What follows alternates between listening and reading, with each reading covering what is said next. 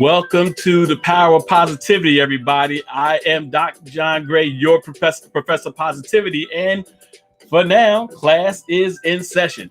I hope you're enjoying that nice background music. That's actually custom made for me. My nephew, Sounds of Larry G. Hit him up on Instagram.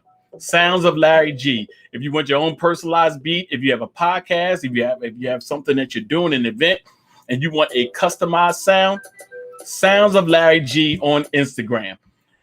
I am excited about tonight. I'm excited about the conversation that we're about to get into because I have an awesome guest that's going to be coming on, and we're going to get into it. We're going to jump into some real stuff, and it's going to be awesome.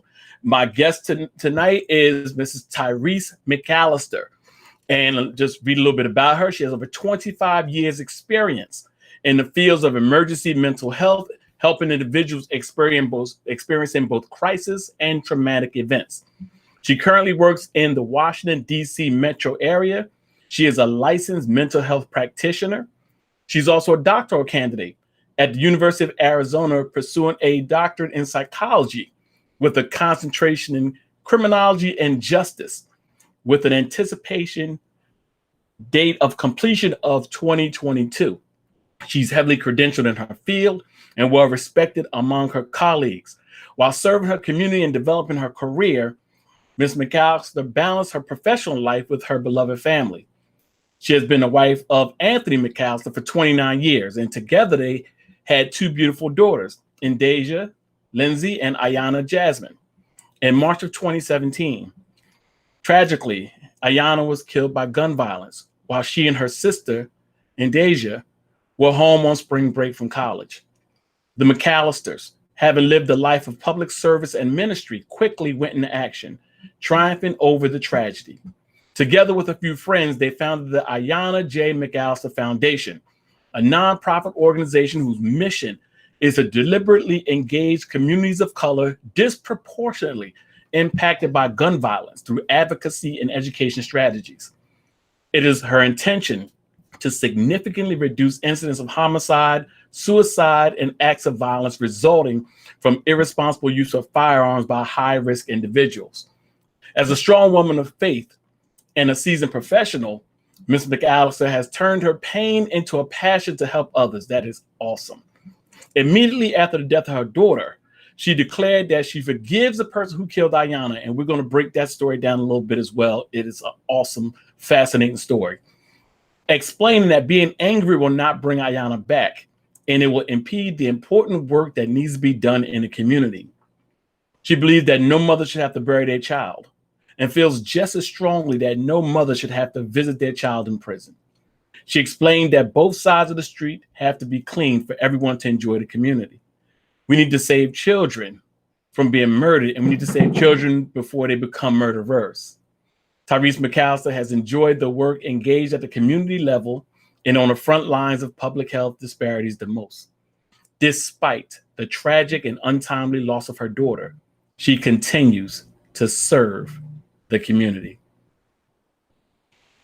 With no further ado, I would like to bring on my guest, Tyrese McAllister. And I'm going to unmute you. Hello, I'm excited to be here with you. Hey, how are you, my sister? How are you? I'm great. I'm living the dream. I love it. I love it. Such a impactful bio. There's so much to impact in there. There's so much to just to dive into. And what I want to do is I want to dive in quickly with both feet. First, tell me how you got into the work of mental health practice. You know what? It's no fascinating story about me and mental health. I'm a good friend and I'm a good listener, right? And I had reasonable solutions to people's problems. And so it just seemed like a natural fit for me just from childhood. And so I explored therapy. I explored counseling as a profession. Therapy was just a natural fit. I really prefer crisis work where I'm in and out, making a significant impact in a short period of time. Now, I want to dive into an issue that is, I hope it's not germane to the Black community, but it's something that plagues us. because Okay. we don't believe in going to therapy. We don't. What? What I can Please talk tell about that. you, what I can tell you though, COVID has changed that a lot. I think people were isolated in their home. People didn't have the coping skills and people didn't have the escapes that they normally would have. So there was no shopping. Eating even was, kind of at a premium. You couldn't hang out and drink it away necessarily. So people started coming to therapy. So my practice is thriving, and a lot of it is because of COVID. And then I think so, at least with my clients that were new to therapy, they found that counseling wasn't as scary. And hopefully they'll stay now that the world is opening back up. But traditionally, we don't. We were raised to Take it you to don't air Jesus, your right? dirty laundry. You don't talk about it. For women, you got to be strong. For men, you don't cry. Big boys don't cry. We start telling children that at a very young age. So unintentionally, we start putting ideas into the heads of people, and our family and our friends, and it doesn't serve them, because people need to talk about it, and then people have some real issues. And we also had that thing where just take it to the Lord in prayer.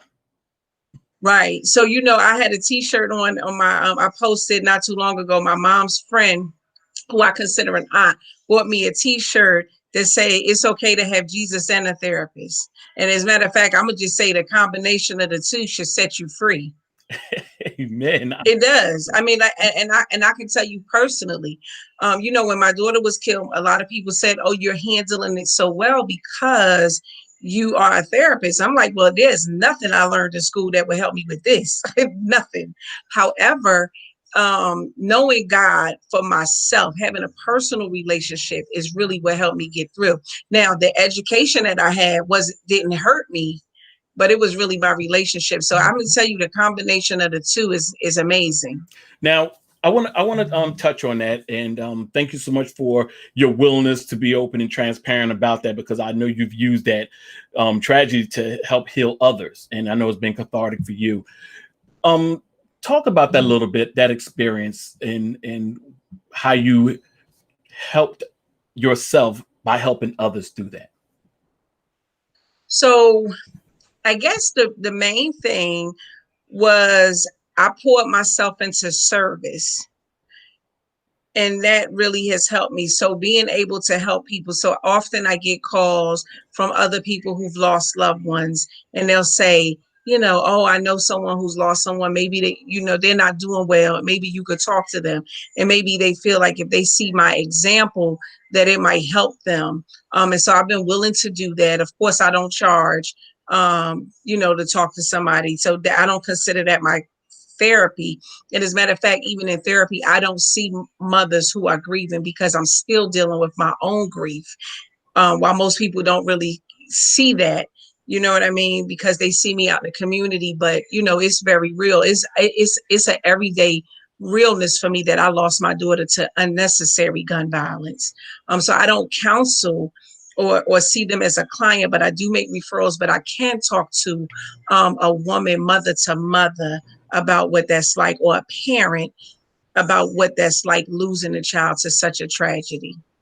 Now, just to recap that, I believe it was 2017.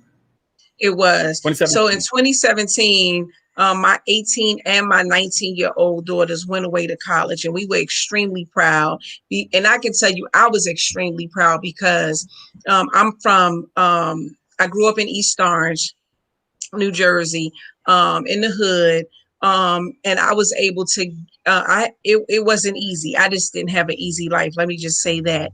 But I was, you know how we're taught, if you do this, and if you do this, and if you do this, these great things will happen. And so I called myself doing those things. I graduated from high school without having a child. I went to college and got married after college. Sorry about that. Hey, this is I real don't know life. if It you can hear it. happens. I hear my It is dog what it barking. is. So I went to college. I got married. We raised our girls in church. We weren't the parents that sent the kids to church. We were very active in their lives. When they played basketball or had cheerleading, we're right there. We were those parents that the teachers at every school they went to, all the way through high school, knew us. And then the girls went to my husband's alma mater. So I can tell you that day they came home for spring break. I was beaming. I remember sitting in church thinking, I am a blessed woman. You know, and I am blessed. And I felt highly favored. And so that Monday night, my daughter was killed by a random gun violence. No one was targeting her. And I can tell you my whole world came crashing in. But the one thing that I can tell you that I remember when the doctor told me that she had died, what came to me was the feeling that I had on Sunday, thinking I'm a blessed woman. And I'm so grateful to God because even in her death, I still felt I was blessed. And I'm going to tell you why. I had two daughters that were on that scene. Both of my daughters could have been killed. My daughter had brought someone, her roommate, home from college. If somebody else's child had gotten killed while on my watch, I don't think I could have got over that. That my oldest daughter was there with her younger sister and was able to give me details. You know, I think if my daughter wasn't there, I would always wonder, do I know everything I need to know? Are all my questions really answered? Are people telling me the truth about what's happening or what happened? But because my oldest daughter was there, I just still felt that I was still blessed. I was blessed to have an 18-year-old. I was blessed to have her for 18 years. And because I know people who never had children who wanted them. I know people whose children who died much younger. So even then, I still felt blessed. And that's the thing, that gratitude, while gratitude is great, you don't learn that in school. You learn that by having a relationship with the Father. Absolutely. That's that sense of connection to your faith that you draw Mm-hmm. strength from. Yes. And here's what I want to ask you, because we really pretty much grew up in the same area, East Yeah. Orange. I grew up in Newark. Yeah. And was ironic because at one point in time when I was living in a shelter in East Orange, I went to East Orange High School for a couple months. Yeah. Which is interesting. That's is a small world. And like you said, we think we escaped, so to speak, because we think that we got out of it because we've seen so much. I mean, I've seen people, I've lost people. Yeah. I've seen it happen. And then you think that as long as I did the right thing, I escaped it. And then here it comes. How did you process that from going through all the things you went through from East Orange and that whole area to feeling like I thought I got away from that? So even though I grew up in East Orange, I'm from Newark. So I lived my last few years in Newark, South 11 and Avon Avenue. My cousins lived in Newark, so I was in Newark often. And my aunts lived in Newark. And my family is still in Newark, so I visit Newark often.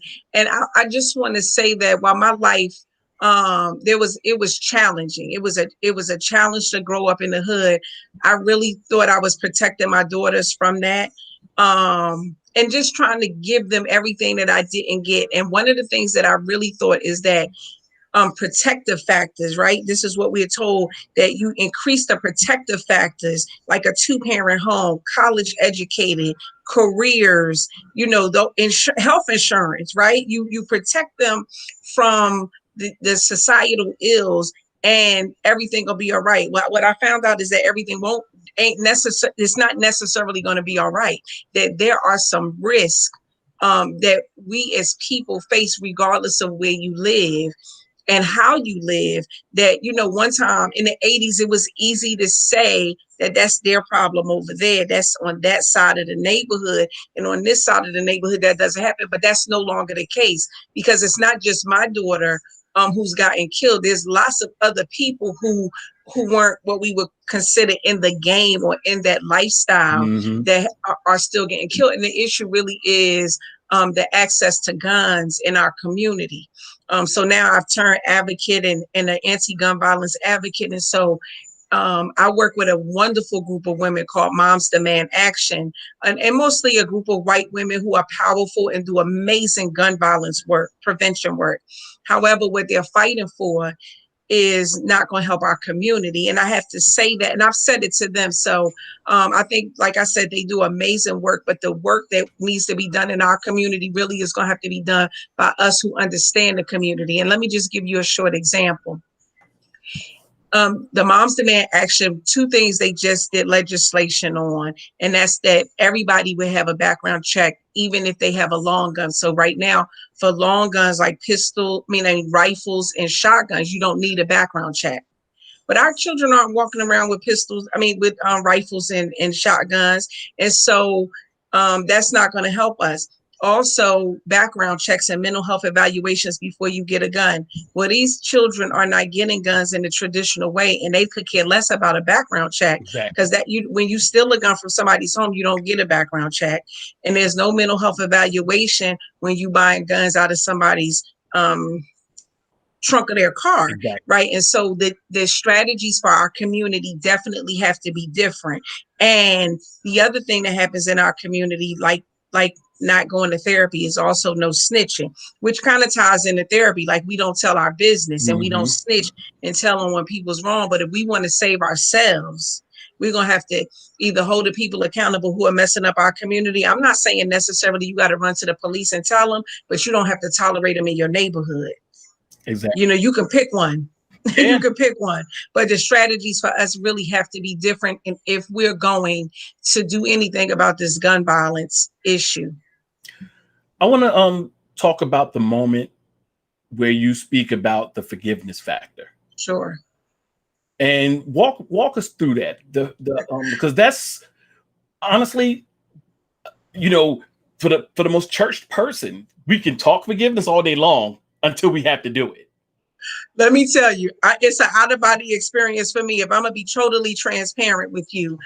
So I was doing an interview. My daughter was shot on Monday night. She actually died Tuesday morning, and Thursday, I got a camera in my face, and my husband and I are doing an interview with Bruce Johnson, who's a big news, one of the major newscasters in our area. And one of the questions he asked was, if you could say something to the gunman, because mind you, that gunman is still at large. If you could say anything to him, what would you say? And I'm going to promise you, I don't remember saying this. I do not remember the interview. I watched it 1,000 times, trying to just jar my memory about saying this. So I know it was God, because the human Tyrese would not have been able to forgive that quickly. So let me just say that. But I remember watching myself that evening with my family watching the news, and I'm questioning myself, because when he asked, what would I say? I said that I forgive the person for killing my daughter. And that what I would want them to do is turn themselves in and never kill again, and explaining how beautiful Ayanna was as a person and the type of kid she was, because Ayanna wanted to do law enforcement so that she can help kids. Probably a kid very much like the kid who killed her, or the person, because I don't know if it was a kid or not.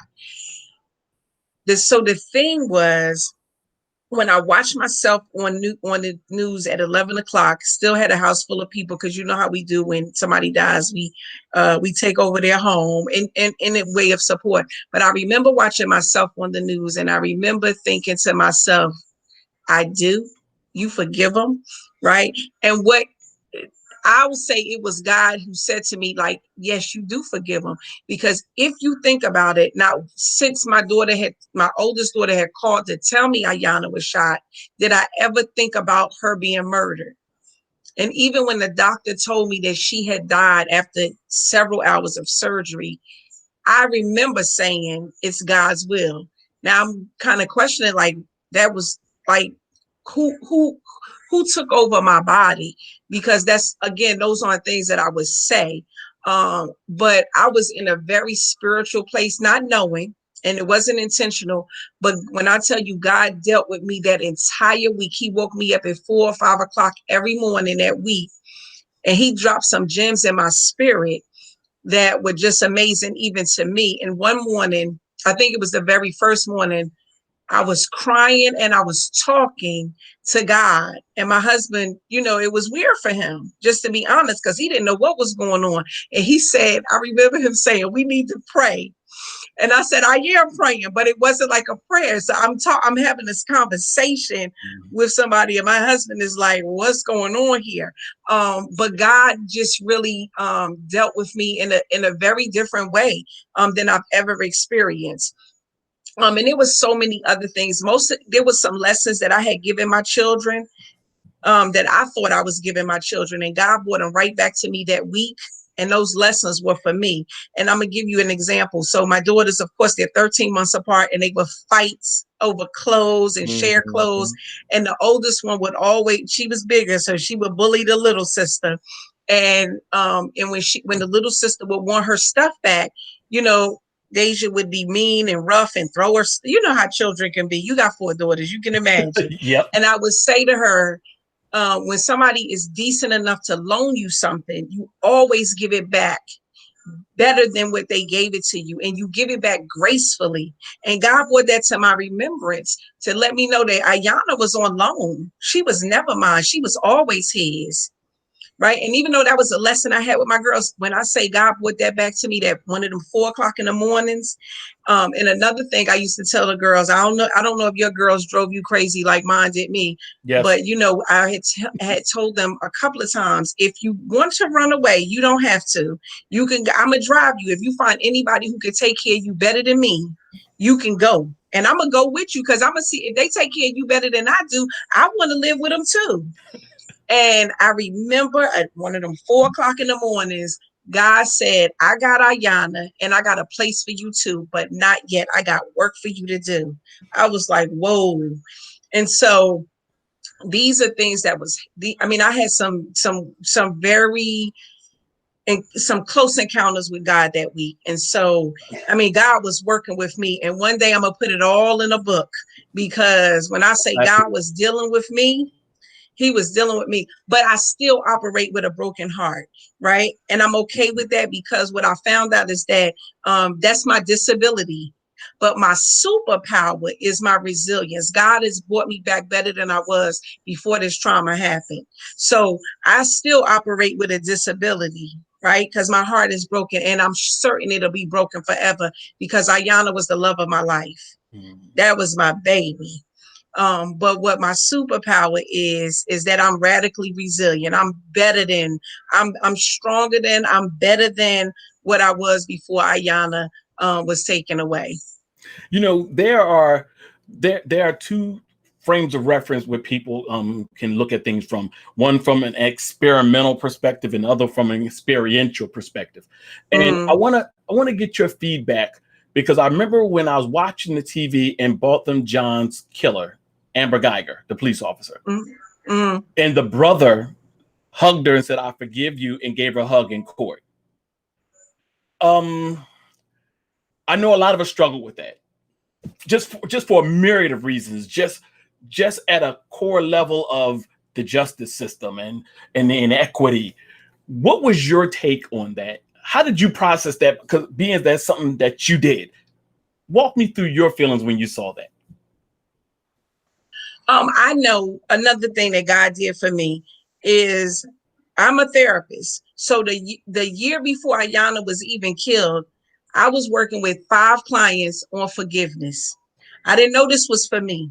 I didn't know, I was my own therapist, because I didn't know this was for me. I'm working with them, and we're dealing with forgiveness and how it doesn't serve you. And the only thing that I wanted in that moment was for Ayana to come back, and that even forgiveness or anger would not bring her back. So I didn't worry. I couldn't hold it. And when God told me he had work for me to do, I already knew I had to let go. I could not carry a bag of hatred or anger.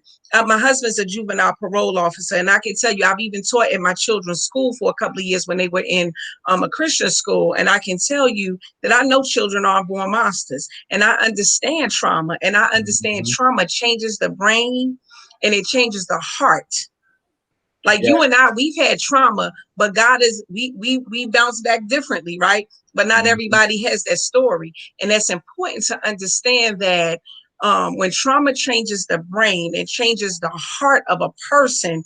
That they can act like a monster, but that is not who they are. That is not who God created them to be. And unfortunately, they haven't found the one thing that they need. So it's not what's wrong with you. And that's what I try to tell people, even in therapy. It's not what's wrong with you. It's what happened to you.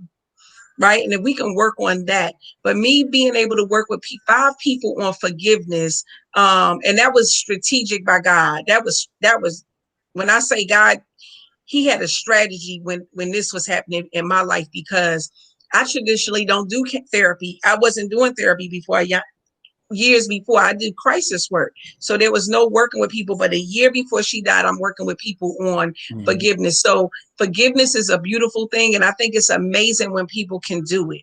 And it's not easy, because when people injure us, it's not easy, because no matter, even with the injury, you still living with the pain.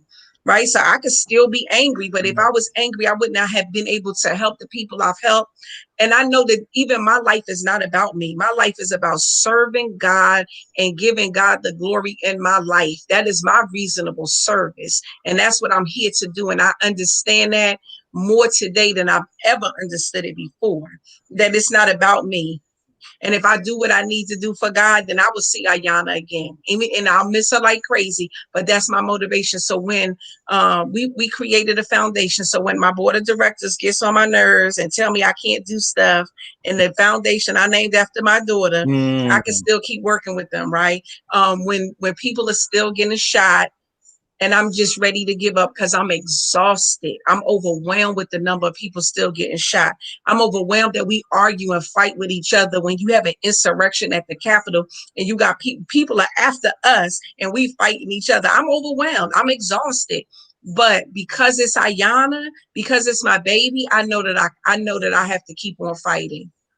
You know, there's I want to get your thoughts on this, because it's almost like as Black folks, we fight a battle on so many fronts. I mean, like literally, the white culture, you get a cold, Black people, we get the flu, and the gun violence and discrimination.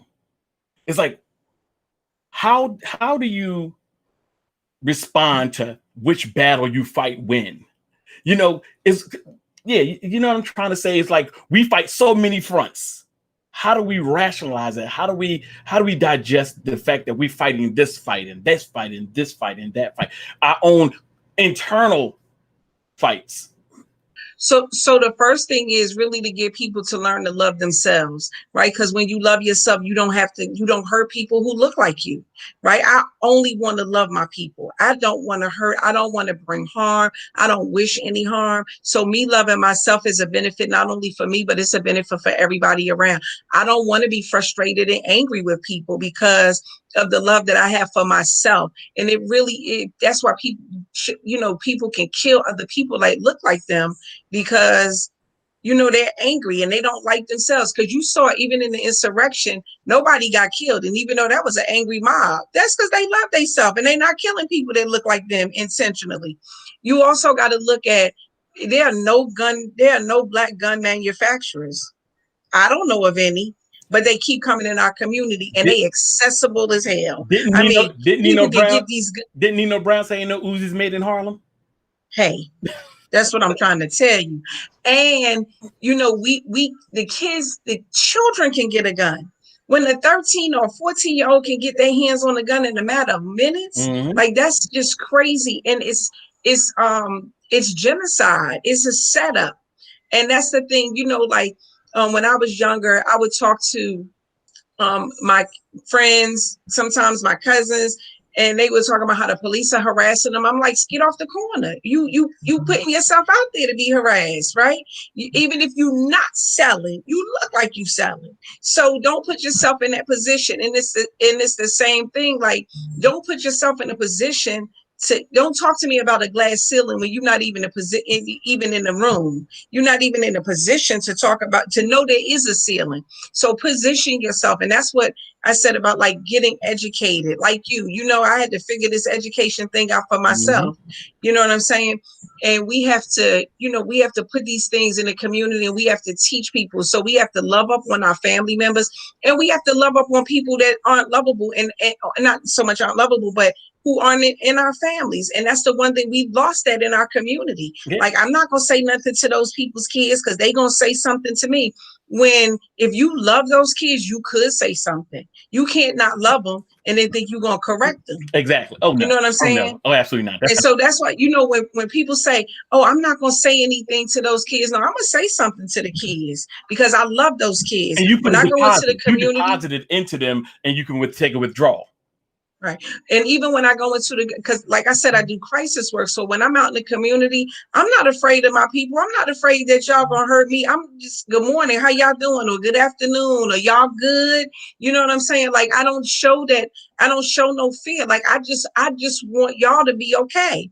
I want y'all to stop killing the community. I want y'all to stop doing these other things, but I'm not gonna act afraid of you. I had a moment where I literally got the emotional wind knocked out of me because I was, sometimes I just got to stay off Twitter because they might as well change Twitter to trigger. It might as well. And somebody said, how come you're not protesting about the little girl who got shot in the head in Chicago? And I said, yeah, yeah. Like, we can be outraged justifiably when a police officer kills one of us. But the energy, we should match that when our babies get shot in our communities, even more so by us. It's almost Right. it's almost, it makes you feel schizophrenic dealing with all of these things and processing all of this stuff. And it's like, where do I put my energy? like it's like misplaced rage. You know what? And I feel you on that. One of the things that I've been extremely frustrated with in the gun violence space is that, we keep marching. And I'm so over marching. Nothing, no shade to the people who are marching, but we've got to be able to look at how do other people get things done. And the marching is over. Like, we're not getting anything done. We have to learn to legislate. We have to learn how government works. We have to learn how to make these phone calls. We need to learn how to flood their fax machines and fill their emails up and threaten to not vote for them and let them know that we are here. We're not even going anywhere until y'all make these new rules. We have to know what we're asking for. So, like, even when we say with police reform, stop killing our Black men, but what does that really look like? How does that look? How does that look in legislator? Does that look like police get recertified? Like, I have to go up for my license every year. I have to prove that I've had certain classes and that I've, done a lot of other things. Police don't have that right now. So that's what reform looks like, not just stop killing our men. Yeah, we want them to stop, but what does that look like? And we have to know what we're asking. We have to have the right ask, and then we have to, go to the Capitol and talk to the lawmakers local, right? Because my thing is, and I look at this is another thing, the people who are hurting people have so many rights. And I'm not saying they shouldn't have rights, but like, my daughter had a right to live her life. People said that, oh, she was in the wrong place at the wrong time. She was in a community. How is that a wrong place? How is it? It wasn't 3:00 in the morning. It was 7:00 in the evening. How is it? She 18. Why is that a bad place? With the place my daughter got killed, there were children riding their bikes. You know what I mean? And so what that looks like is when the police know that there are guns in that community, that they are able to go into those homes and get those guns out of their community. But the police can't go into the homes because they have rights. And I get it, but my daughter had a right to live. Who's going to stand up for her right? And even when we have, even because I do mental health, even when we have mental health issues, we have to be to the letter of the law, or how we take a person who's dangerous off the street. Now, they could be threatening, but they didn't actually do anything. So, because they have rights. So I'm gonna wait for them to hurt me, and then y'all gonna come. Well, what if they kill me? You know what I mean? And so we have to really look at the laws that we have and who do they serve. I dealt with a case the other day where a guy is harassing all of his neighbors, and the police wouldn't break his door down. And I get that, but because he got rights, but his neighbors got a right to live in peace. Yeah. You know what I'm saying? So it's just, we gotta do something different. One of the comments that that's my sister Yashika B. She says we have to leverage our money, and we do. We have to leverage our power. In a Black community, we have a net worth that's more than some countries. But we're not gonna be uncomfortable. And I'm gonna give you a good example. When Kaepernick made that stand, and I talked to my friends about not watching football, they was like, "Oh, I'm watching some football." I'm like, "But we need to boycott." So people, if you can't not watch the NFL for a season, you're not gonna boycott. You're not gonna not catch a bus. You know what I'm saying? We not there. When Gucci had that sweater with the big lips that was absolutely Yes. disrespectful to Black people, what do? We still wearing Gucci. Yep. We still buying Gucci, right? I can see keep wearing what you already have, but people still buying it. And the people who are buying it don't even own a home, but you got a $3,000 purse. I mean, we have a lot. We have a lot of conversations to have, and it all comes back to our mindset. It comes back to that mindset. What is our mindset that the trauma that we've experienced, plus the racial tension that we experience, plus our own community of things that we experience, what has that done to our mindset? And it's destroyed it, because if you just think about it, you have a $3,000 purse, but you need school lunch. You need the free school lunch for your kid, right? You got on red bottoms, but your kid can't read. I mean, we got it mixed up. We are confused, and we are right where the oppressor wants us to be. We are right where we have fed into the Willie Lynch letter, and they no longer really they don't have to discriminate.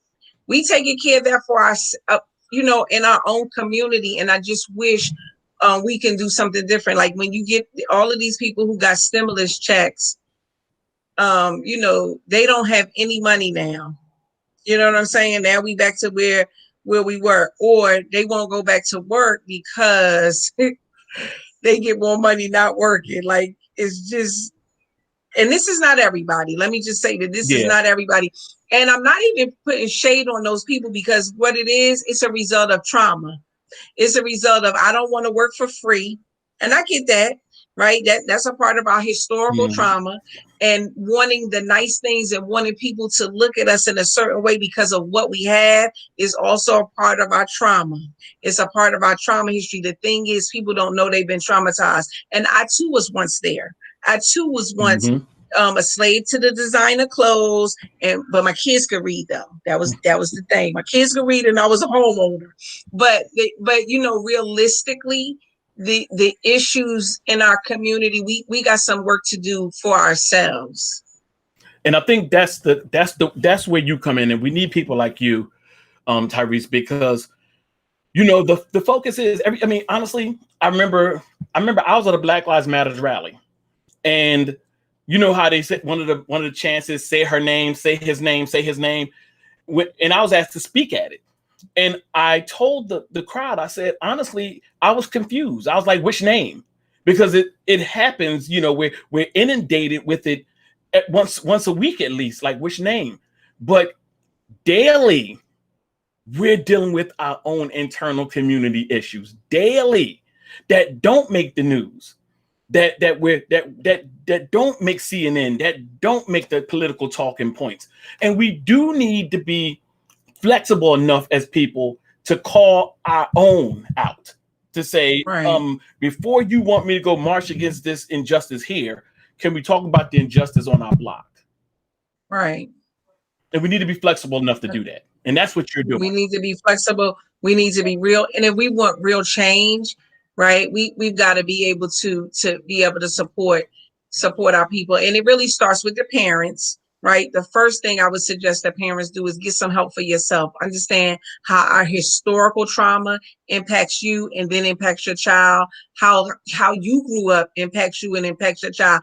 I tell people all the time, my master's degree in counseling psych was the best investment I have ever made in my life, because I got some help in my classes. Like some chains were broken through my studies. And then just being able to have therapy, because it could have went another way. I tell people all the time, me going to Shaw University was absolutely amazing for me, and it really changed the trajectory of my life, because I literally was the child who could have went either way, but whichever way I went, I was going to be all in. Right. So now I'm in my 50s working on a doctorate, and only because I had to wait till my children got a little older before I could pursue that, because I had very active children. But the same way that at 50 I'm working on my doctorate, I could have been the other way. I was really at a turning point and could have gone either way. So it's no shade, but at some point you gotta be able to say, let me stop the madness. Let me stop the madness for myself and get the help that's out here, because the help is there if you want it. Yep. And Yashika said that she the same degree after her husband passed. And there's something to, just strengthening your whole being. And that's what you did, and that's what Yashika did. And I am fascinated by the resilience of people. We're more resilient than we know. Oh yes. We're more resilient. Let me just say this. Let me say this, that I understand why Black people are feared. I understand it, because if you can just think that even with everything that has happened to us, that we are still here. We've been able to rise to being the president of the United States, the vice president, that we still make it. Like, look at you and I. And Lord knows the life that we had could have crushed us. So I understand why people are fearful, right? But we have got to understand the human spirit of Black folks. If we got ourselves together, I would be afraid of us too. Yeah. It's no telling what we could do, but we don't even give ourselves half a chance, because we are not dealing with the trauma, and that trauma is real. I don't dismiss that or make that small at all. It is a very real issue in our community, and it prevents us from growing and being who we need to be and how we need to show up. Shaw University. Yep. I saw that question. Yeah. And like you said, 11th and Avon, I was on South 6th in Springfield. And it could have went either way. And I saw the residue of some people who, and honestly, I looked at the Cosbys one day, and when that first came out, when everybody's like, I remember before that became the quote unquote #1 show, the criticism was, why are you showing that unrealistic stuff on TV? I remember that argument. Like, Bill Cosby, why are you souping people up to believe that this is some real stuff? I looked at it and said, I want that. That's and it's not, and it is real. It is, I felt like you. I felt like, this is cute. This is TV. But it is real, because my husband and I have often been referred to as the Huxtables, right? We do good. It's not without its problems, but the Cosby show didn't have, they had their share of problems too, but they were solvable. And that's really how I look at my life. Like, it's solvable. The degree the degree on my wall was because I saw the degree in the Huxtable household, because I didn't see one in mine. And I made the decision, I'm getting one of those. And that was and that's the fight that we have to fight. That's the resilience. Yes, through that trauma is a concrete decision that we have to make. What path? And what I love about your story is that I just know, just in my field, that people who grow up in foster care are not successful. The numbers are so low. And that's, again, by design, I believe. But your story, again, the human spirit is amazing. Yes. And what we can do. So if you know that you were not crushed, and that you went on to do, not just do good, or like, oh, you made it. No, you are amazing, right? Thank And so that's what we need to see. And we need to see that. I have a niece who was growing up in foster care, and she is, I mean, she is just made her spirit. She's very much like me. I said that's my twin spirit, because we don't let anything bother us, and we both are God's girls. And that's we God's love it. girls. I love Yes. it. Yeah, and she is very successful. She's raising children, even as a single mom. She's doing amazing. So when I saw your story, I was like, yes, it's just good to see, because we don't get to see that very often. So Tyrese, I just want to thank you for what you do. I want to thank you for your spirit. I want to thank you for the Thank you. example, because honestly, for those of us who say we love the Lord the most, until our forgiveness is tested, we don't know what our capacity to forgive is until it's But tested. if you had asked me on Monday, I'd have been like, nah, I couldn't forget that. So it's God. It's Yes. definitely God. But I want to thank you for having me on your show. I want to thank you for having the show. Every once in a while, I get to tune in, and you have great guests. So I'm honored to be counted among them. Thank And I you. can't let you go without doing something, because all my guests I ask this. Because this is about the power of positivity. This is about speaking life, and my responsibility. I believe my mission and purpose is threefold: encourage, inspire, empower. So each person that comes, I want them to be from that perspective. So I want to give you the microphone. I want to give you the solo to speak life to people. So I want you to take about 3 minutes, and I'm going to put you on solo, and just speak some encouragement and speak life and inspiration to people. All right. So Okay. it is yours. There you go. All right. Well, I am excited to be here and give you some positive words. The one thing I can say is that the human spirit is absolutely amazing, and it really can be uncrushable, but you've got to decide in your mind that you are not going to be crushed by what the world gives you, because the world is it's a scary place, and there's a lot of stuff going on, and there are lots of things that will come to steal your joy. But you've got to have it in your mind that you are not going to you are going to be resilient, and what I like to use the word radically resilient, that you are determined to bounce back better than you were before that thing came to crush you, with belief in God. And I know some people really don't, they say, oh, well, maybe you shouldn't mention God, but I'm God's girl. I am God's girl. I'm God's child. And that's where I'm coming from. And so God can do anything. God can do all things.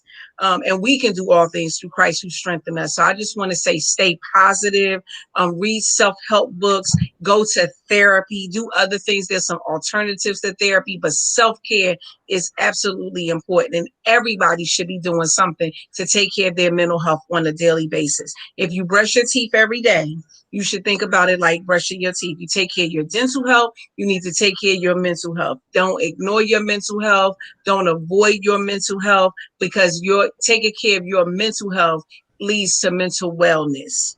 Thank you so much, John, for having me on the show, and I appreciate it. Take care, everybody.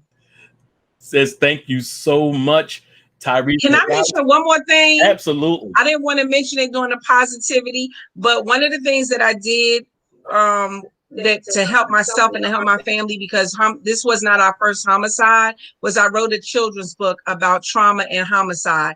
And if anybody's interested, or a child that could use this book, because it is an amazing book, please go to my website, TyreseMcAllister.org. Thank you. And that website is below and is streaming.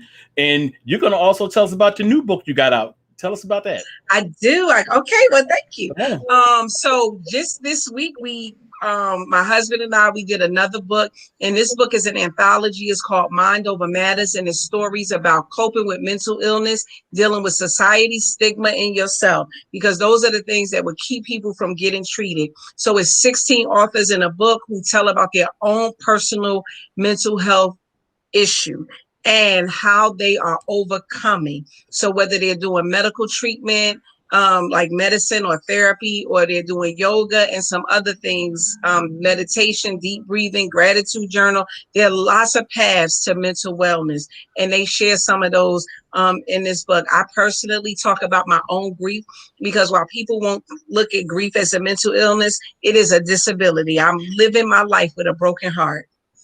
Right. But because my mindset is still good, I'm able to bounce back. I'm able to be radically resilient. And I want to encourage people, if you're dealing with mental health, don't let the stigma stop you. Deal with your mental health. Ooh, Tyrese, you ain't never lied, because honestly, I lost my mother 48 years ago, pretty much almost, and I'm still grieving. I'm Right. still grieving. That's You you you working yeah, with a broken heart. yeah. That too is your disability. And your superpower is that you were determined. Right. That's what I see you like. Because, and I say yours is different than mine, because this happened to you as a little child. And so even before you can be, you couldn't even be rehabilitated, because you had not even been rehabilitated. And so, but your determination to be Mhm. somebody Absolutely. is what your superpower is. So you make sure that you know what your superpower is, because you'll need to use it, just like any superhero. You need to know what your superpower is, because that's the thing that's going to keep you. You know what Mhm. I mean? Like Spider-Man does not fly. He needs to know what his superpowers is. Superman flies. He Yeah, knows what his superpower is. And we have to know what our superpower is in order to use it and to be effective. absolutely. I love that. And you know what? We're gonna have to have another conversation, because there's so much more we can get into. And one of the things I want to get into is the next time we talk is church and mental health. Church and Yes. mental health. So you got to come back. Jesus and a therapist. Yes, praise the Lord. Go see a therapist. Okay. So we Thanks got. a lot, John. Thank you so Take much. care. Have a great night. Okay, you too. Bye-bye. Ladies and gentlemen, that was Tyrese McAllister, and awesome story, and awesome person. And she is doing a great work. And through her tragedy, she has come to a place of triumph, and she's helping others to do the same. But this has been Power Positivity. And once again, I'm your host, Dr. Gray, the Professor of Positivity. And for now, class is dismissed. Have a wonderful weekend. Stay blessed, stay focused, stay positive, and remember, you have more than you realize. You are stronger than you know. Take care.